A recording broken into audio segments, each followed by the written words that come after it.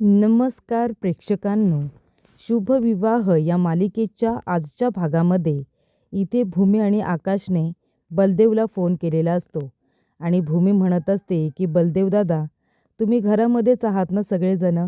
जरा क्षितिजाला फोन दे ना, आम्हाला क्षितिजाजवळ बोलायचं आहे, तिची खूप जास्त आठवण येते. तेव्हा बलदेव म्हणतो, क्षितिजा ना असेल इथेच कुठेतरी. तेव्हा भूमी म्हणते, अरे मग तिला बोलव ना, मला तिच्याजवळ बोलायचं आहे. जीव खूपच जास्त कासावीस झालाय, तिच्याजवळ बोलले तर थोडं बरं वाटेल. तेव्हा प्रेक्षकांनो, इथे आता बलदेव म्हणतो की भूमी, आकाशसुद्धा तुझ्याबरोबरच आहे ना? तेव्हा भूमी म्हणते, हो, आकाश पण माझ्याबरोबरच आहे. का, काय झालं, तुला काही बोलायचं आहे का? तेव्हा इथे प्रेक्षकांनो बलदेव म्हणत असतो की भूमी आणि आकाश, वाईट बातमी आहे. आपल्या क्षितिजाला कुणीतरी किडनॅप केले. पौर्णिमा क्षितिजाला ट्युशनला घेऊन जात होती. तिची पर्स राहिली म्हणून ती आतमध्ये घरामध्ये घ्यायला आली आणि तेवढ्यातच क्षितिजाला कुणीतरी किडनॅप करून घेऊन गेलं. आम्ही तिला खूप शोधण्याचा प्रयत्न केला, पण ती आम्हाला सापडली नाही आहे. तेव्हा आकाश म्हणत असतो की मला माहिती आहे हे सगळं कुणी केलं आहे. हे सगळं रागिनी पटवर्धननेच केलं आहे. त्यामुळे तिला मी सोडणार नाही आहे. जर तिने माझ्या मुलीला हात जरी लावण्याचा प्रयत्न केला ना, किंवा नख जरी लावलं, तरी ह्या वेळेला तिला मी खरोखर मारणार आहे, खून करणार आहे मी तिचा. तेव्हा प्रेक्षकांनो, इथे आता बलदेव म्हणत असतो, आकाश तू शांत हो, शांत हो बरं, आपल्याला जे काही करायचं आहे शांतपणे करायचं आहे. तेव्हा इथे बलदेव म्हणत असतो, एक मिनिट, मला एक मेसेज आलेला आहे. तेव्हा बलदेवच्या मोबाईलवरती मेसेज आलेला असतो की आकाश आणि भूमी, क्षितिजा माझ्या ताब्यामध्ये आहे. ती जर तुम्हाला हवी असेल तर उद्या सकाळी 10 वाजता टेकडीजवळच्या मंदिराच्या बाहेर यायचं आणि तिथे फक्त आकाश आणि भूमी दोघांनीच यायचं. तुम्ही जर शहाणे असाल तर दोघेजणच याल. पोलिसांना काहीसुद्धा सांगायचं नाही, असं आता त्या सगळं काही मेसेजमध्ये लिहिलेलं असतं. टेकडीजवळ जे काही आता मंदिर आहे त्या ठिकाणी आता आकाश भूमी दोघेजण पोहोचलेले असतात आणि तिथे गेल्यानंतर आकाश आणि भूमी म्हणत असतात, क्षितिजा कुठे आहेस तू? क्षितिजा कुठे आहेस?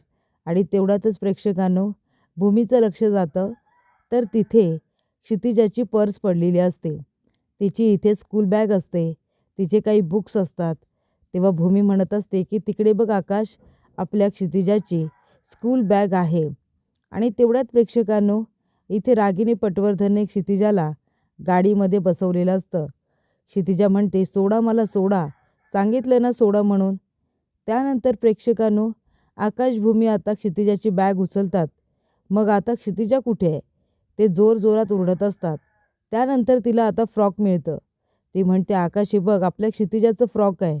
तेव्हा प्रेक्षकांनो आकाश म्हणत असतो की लोकेशन तर हेच आहे, मग अजूनपर्यंत क्षितिजा का सापडत नाही आहे? भूमी म्हणत असते, क्षितिजा, बाळा क्षितिजा, आई बाबा इथे आलेत बघ, तू आवाज दे ना आम्हाला, आम्हाला आवाज दे, म्हणजे आम्हाला कळेल की आमची क्षितिजा कुठे आहे ते. तेव्हा इथे भूमी म्हणत असते की आकाश, कुठे आपली क्षितिजा? आकाश म्हणतो, भूमी, त्या रागिनी आत्याने आपल्या क्षितिजाला काही केलं तर नसेल ना? तेव्हा भूमी म्हणते, नाही नाही, अजिबात नाही, क्षितिजाला आपल्या काहीसुद्धा होणार नाही, तू नको काळजी करू. तेव्हा भूमी म्हणत असते की क्षितिजा बाळा, आईबाबांना आवाज दे ना, तू आम्हाला आवाज नाही दिलास तर आम्हाला कसं कळेल तू कुठे आहेस ते. तेव्हा प्रेक्षकांनो भूमी म्हणत असते, क्षितिजा बाळा, आणि तेवढ्यातच तिच्या गळ्यामध्ये फास आलेला असतो आणि त्यामुळे तिला आता बोलता येत नाही. तिच्या गळ्यामध्ये फास टाकल्यानंतर इथे आता आकाशच्या गळ्यामध्ये सुद्धा फास टाकला जातो. दोघांना इथे आता फास लावूनच मारण्याचा निर्णय हा रागिनी पटवर्धनने घेतलेला असतो. तेव्हा प्रेक्षकांनो आकाश आणि भूमी दोघांच्याही गळ्यामध्ये फास असतो. तेव्हा इथे भूमी म्हणत असते, कोण आहात तुम्ही? सोडा आम्हाला, सोडा. तर तिथे आता रागिनी पटवर्धनचे गुंड लोक आलेले असतात. ते म्हणतात, जास्त हातपाय मारू नका, कळलं ना? आता तुमची इथून सुटका होणार नाही आहे. तुम्हाला दोघांनासुद्धा तुमच्या कर्माची शिक्षाही मिळणारच आहे. तेव्हा प्रेक्षकांनो इथे आता रागिनीने तिच्या गुंड लोकांच्या मोबाईलवरती फोन केलेला असतो आणि रागिनी म्हणत असते की काय आकाश आणि भूमी, ओळखलत का मला? हे बघा, किती आणि काहीही झालं ना तरी रागिनी पटवर्धनला हरवणं इतकं सोपं नाही आहे, कळलं तुम्हाला? आता बघाच मी काय करते ते. मी जिवंत असल्याची माहिती सगळ्यांना देणार होतात ना, पण आता ती माहिती देण्यासाठी तू जिवंत राहणार नाही आहेस. तुम्हाला आता संपवावं तर लागणारच आहे. तेव्हा भूमी आकाश म्हणत असतात की रागिनी आत्या, तुम्ही जे काही करताय ना अत्यंत चुकीची आहे आणि त्याची शिक्षा तर तुम्हाला मिळायलाच हवी. इतके मोठे गुन्हे करूनसुद्धा तुम्ही पोलिसांच्या तावडीतून का पळालात? स्वतः गुन्हेगार आहात आणि आम्हाला विनाकारण इथे गुन्हेगार ठरवताय. तेव्हा प्रेक्षकांनो, इथे आकाश म्हणत असतो, सोडा आम्हाला इथून, सांगितलं ना, हे सगळं त्या रागिनी पटवर्धनने केले माहिती आहे आम्हाला. तेव्हा इथे रागिनी म्हणत असते, आकाश तू जरा जास्तच बोलतोयस, असं नाही वाटत आहे का तुला? तेव्हा आकाश म्हणत असतो, रागिनी आत्या, जर माझ्या क्षितिजाला काही झालं ना तर तुला सोडणार नाही आहे, मी आत्ताच सांगतोय. तेव्हा इथे मला पकडण्यासाठी तू जिवंत तर राहायला पाहिजे, असं आता रागिनी म्हणत असते. चला रे चला, स्टूलला लाथा मारा आणि यांना इथे आता मरू द्या, स्टूल बाजूला काढा. तेव्हा भूमी म्हणत असते, नाही नाही रागिनी आत्या, तुम्ही असं नाही करू शकत. आम्हाला इथे तुम्ही स्टूलवरती उभं केलं आहे आणि तो स्टूल जर तुम्ही काढलात तर काय होईल तुम्हाला पण माहिती आहे. तेव्हा असं काही करू नका. आणि तेवढ्यातच प्रेक्षकांना तिथे आलेली असते अपूर्वा. अपूर्वा आल्यानंतर आकाश म्हणत असतो की अपूर्वा तू इथे?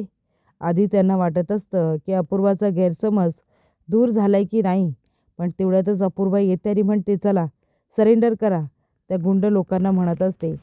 किंवा इथे अपूर्वाच्या हातामध्ये असलेली पिस्तूल ते लोक आता खेचून घेतात आणि अपूर्वाला सुद्धा मारत असतात.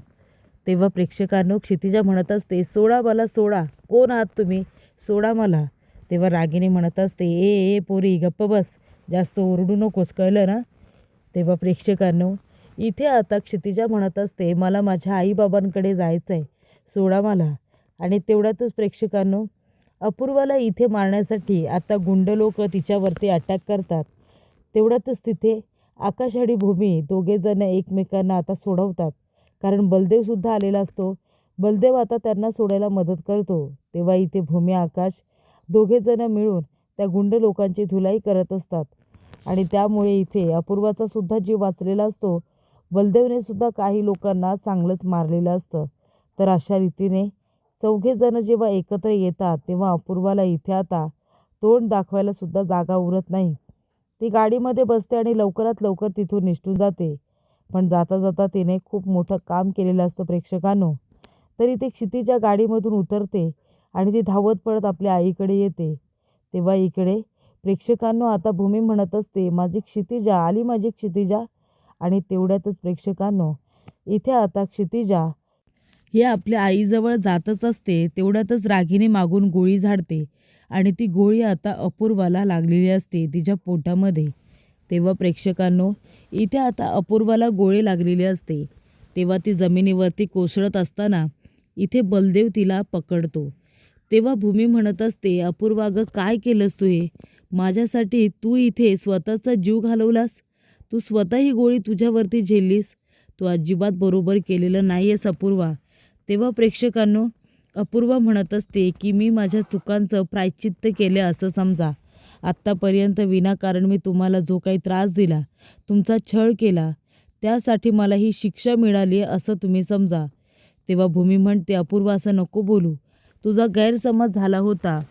तेव्हा इथे अपूर्वा म्हणते, झालंच तर मला माफ करा. तुमची काहीही चूक नसताना मी तुमच्याबरोबर वैर घेतलं, तुम्हाला इतका त्रास दिला, तुमचं घर उद्ध्वस्त करण्याचा प्रयत्न केला, त्यासाठी मी मनापासून तुमची माफी मागते. तेव्हा इथे बलदेवने मला सगळं काही तुमच्याबद्दल सांगितलं आहे, माझा गैरसमज दूर केला आहे. तेव्हा बलदेव येतो आणि म्हणतो, अपूर्वा, क्षितिजाला रागिनी पटवर्धनने किडनॅप केलं आहे. तेव्हा अपूर्वा म्हणते, खोटं बोलू नकोस, रागिनी पटवर्धन जिवंतच नाही आहे, तर ती क्षितिजाला कसं काय किडनॅप करेल? हे सगळं आकाश भूमी दोघेजणं खोटं बोलत आहेत. तेव्हा इथे बलदेव म्हणतो, तू विश्वास का नाही ठेवत आहेस? अपूर्वा, भूमी आणि आकाश खोटं बोलत नाही आहेत. हा पोस्टर बघ, आश्रमाच्या बाहेर लागला होता, त्याच्यावरती रागिनी पटवर्धनचा फोटोसुद्धा आहे. अगं, ती साध्वीण झाले, तिथल्या लोकांना प्रवचन देत असते, पण ती बाई जिवंत आहे. भूमी आकाश यांनी स्वतः तिला तिथे बघितलं होतं, तेव्हा ती तिथूनसुद्धा आता पळून गेले. तेव्हा इथे बलदेव पोस्टर दाखवतो आणि इथे अपूर्वाचा गैरसमज दूर करतो.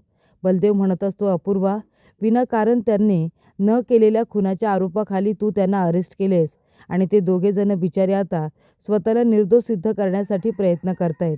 तुझा विश्वास बसत नसेल ना, हा मेसेज बघ. बघ हा मेसेज. जो हा मेसेज केलाय तो आकाश भूमीला सुद्धा मी सांगितलंय. ते स्वतः फोनवरती बोलत असताना मला मेसेज का करतील? तर इथे आकाश भूमीला दोघांनाच बोलवलेलं आहे आणि ते सुद्धा पोलिसांना आम्हाला कुणाला बरोबर न घेऊन जाता त्या दोघांनी जायचं आहे असं त्यांना सांगितलंय. तेव्हा प्रेक्षकांनो, इथे बलदेव म्हणत असतो आणि अपूर्वा, आकाशभूमीच्या बाबतीत तुझा सुद्धा खूप मोठा गैरसमज झालाय. तुला असं वाटतंय ना की आकाशने तुमची राहती घरं मोडली मॉल बांधण्यासाठी, पण तेव्हा तर तो बिचारा अनस्टेबल होता. 10 वर्षांपूर्वी तो लहान मुलांसारखा होता. हे बघ, त्याची डॉक्टरांची फाईल बघ आणि त्याचे फोटोसुद्धा बघ. 10 वर्षांपूर्वी त्याची अशी कंडिशन होती की तो बिझनेस वगैरे काही सांभाळतच नव्हता. बिझनेसची सगळी सूत्र रागिनी पटवर्धन आणि अभिजित पटवर्धन या दोघांच्या हातामध्ये होती. हे बघ, तो इथे अनस्टेबल असतानाच त्याचं लग्न भूमीबरोबर झालं होतं, कारण त्याची काळजी घेता यावी म्हणून. आणि त्यानंतर आता तो कुठे 7-8 वर्ष फक्त बिझनेस सांभाळतोय, बाकी काही नाही. तेव्हा प्रेक्षकांनो, इथे अपूर्वा म्हणत असते की बलदेव, हे खरं बोलतोयस तू? तेव्हा बलदेव म्हणतो, हे बघ, आता ही फाईल बघ. तुमच्या जागावरती जिथे मॉल बांधला जाणार होता त्या जागेवरती आता आकाश कधी आलाच नव्हता तिथे त्याचं मत मांडण्यासाठी, कारण तो बिझनेसमध्ये इन्व्हॉल्व नव्हता. आकाशचं नाव फक्त घेतलं जात होतं. कारस्थान अभिजित आणि रागिनी पटवर्धनचंच होतं. तू बिल्डरची नावं बघ ना, इथे आकाशचं नाव तुला कुठेही दिसणार नाही आहे. इथे आता बिल्डरच्या नावांमध्ये सुद्धा इथे रागिनी पटवर्धन आणि अभिजित पटवर्धन या दोघांचीच नावं आहेत. मग तरीसुद्धा तू त्यांना इथे जेलमध्ये का टाकलेस? प्लीज प्लीज आता तरी त्यांना तू जेलमधून बाहेर काढ, असं इकडे आता बलदेव अपूर्वाला सांगत असतो. अपूर्वाचा संपूर्ण गैरसमज त्याने दूर केलेला असतो. तू त्यांना विनाकारण जेलमध्ये पाठवलेस, त्यांना इतका त्रास दिलायस, त्यांचं हस्तखेळतं घर उद्ध्वस्त केलंस, फक्त गैरसमज झाला होता म्हणून. एकदा जर हे सत्य मला सांगितलं असतंस ना, तर तेव्हाच तुझा गैरसमज दूर केला असता, असं बलदेव म्हणत असतो. तेव्हा अपूर्वा म्हणते, काय? 10 वर्षांपूर्वी आकाश असा होता? तो अनस्टेबल होता? अगदी लहान मुलांसारखाच दिसतोय रे. खरंच माझी खूप मोठी चूक झाली. माझा गैरसमज झाला होता आणि त्यामुळे मी आकाशभूमीला इतका पर्सनल लेवलवरती त्रास दिला. मी खूप चुकीचं वागले. मी असं करायला नको होतं. तेव्हा इथे अपूर्वा म्हणत असते, बलदेव मला माफ कर. खरंच मला माफ कर. मी असं करायला नको होतं. तेव्हा इथे अपूर्वा आता बलदेवची माफी मागत असते. ती म्हणत असते की मला माफ कर. मी आता माझ्या इथे आता चुकीचं प्रायश्चित्त करते. आकाशभूमीबरोबर मी खूपच जास्त चुकीची वागले. त्यांनी काहीही केलेलं नसताना मी विनाकारण त्यांच्यावरती खोटे नाटे आरोप केले आणि त्या गोष्टीचा आता गिल्ट मला आहे. मला खूप जास्त वाईट वाटते बलदेव. शक्य झालं तर मला माफ कर. प्लीज मला माफ कर. आणि आता कुठे माझा गैरसमज हा दूर झालेला आहे. तेव्हा प्रेक्षकांनो, इथे आता अपूर्वा म्हणत असते, काही झालं ना तरीसुद्धा भूमी आकाशला आता मी या सगळ्यातून बाहेर काढणार. आता गैरसमज दूर झालेत, नाती जवळ येतील, आपण पुन्हा इथे एकत्र आनंदाने राहू, असं प्रेक्षकांनो आता अपूर्वा म्हणत असते. त्यानंतर इथे अपूर्वाचा जीव आता जणू काही जातच असतो. बलदेव तिला आता ओरडत असतो. बलदेव म्हणत असतो, अपूर्वा प्लीज प्लीज असं काही बोलू नकोस गं. तू काय म्हणाली होतीस की आता कुठे नाती जवळ आली आहेत? आकाशभूमीबरोबर आपल्याला नवीन नात्याची सुरुवात करायची आहे ना, मग आता आपल्याला एकत्र राहायचं आहे. एकत्र आता आपल्याला आनंद उपभोगायचा आहे. प्लीज डोळे उघड. प्लीज हॉस्पिटलला चल. तेव्हा इथे भूमी म्हणत असते, दादा अरे चल ना, गाडीमध्ये टाक आणि चल ना हॉस्पिटलला घेऊन जाऊ तिला.